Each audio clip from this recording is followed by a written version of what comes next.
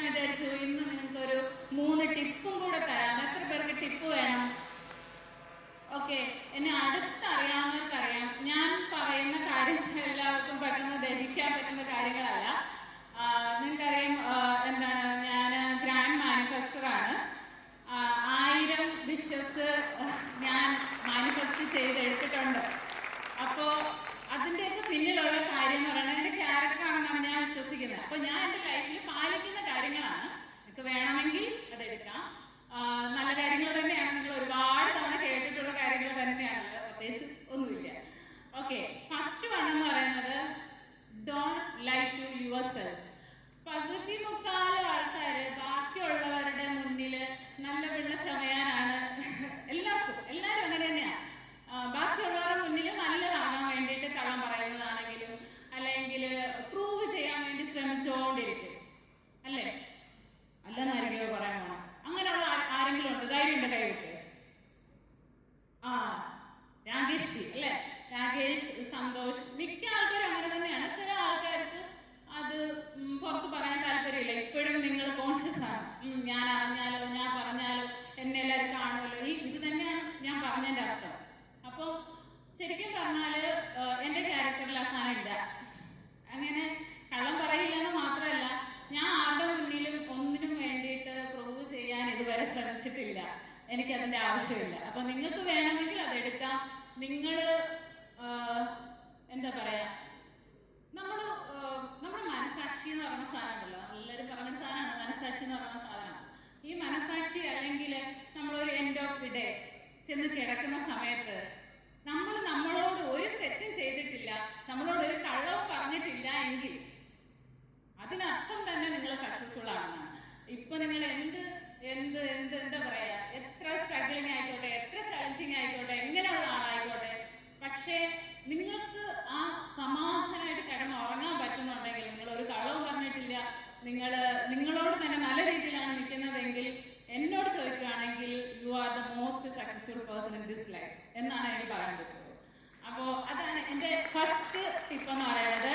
Second tip എന്ന് പറയുന്നത് self love. ഇതിൽ പകുതി ആൾക്കാർക്ക് തന്നെ അറിയാതെ തന്നെ സെൽഫ് ലവിന്റെ ടീച്ചറായിട്ടാണ്.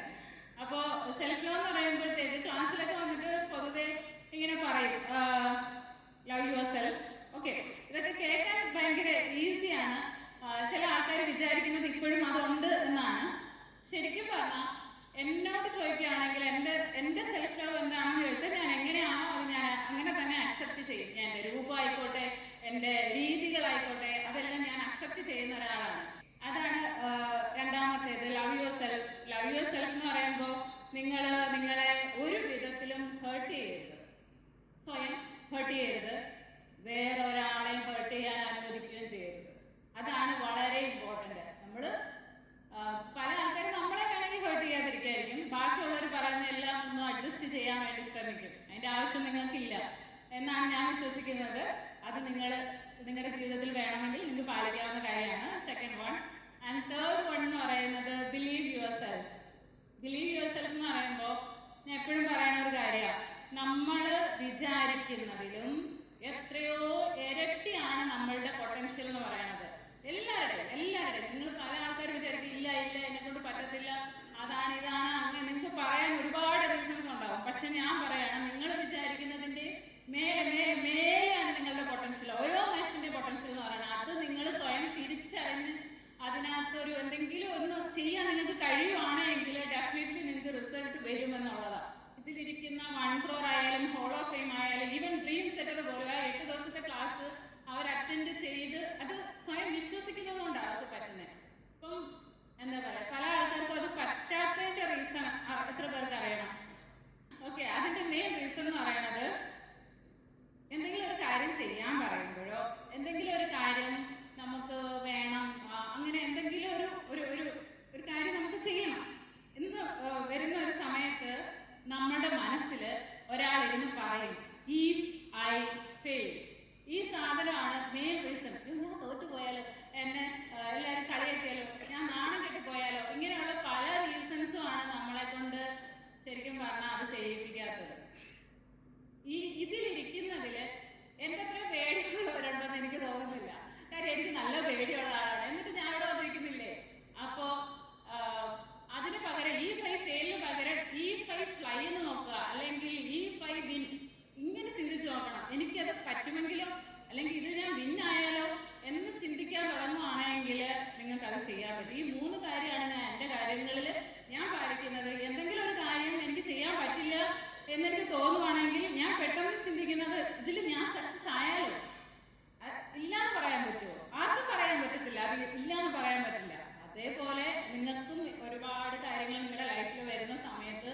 നിങ്ങൾ അങ്ങോട്ട് ഇറങ്ങി ഇങ്ങോട്ട് ചെയ്യുക.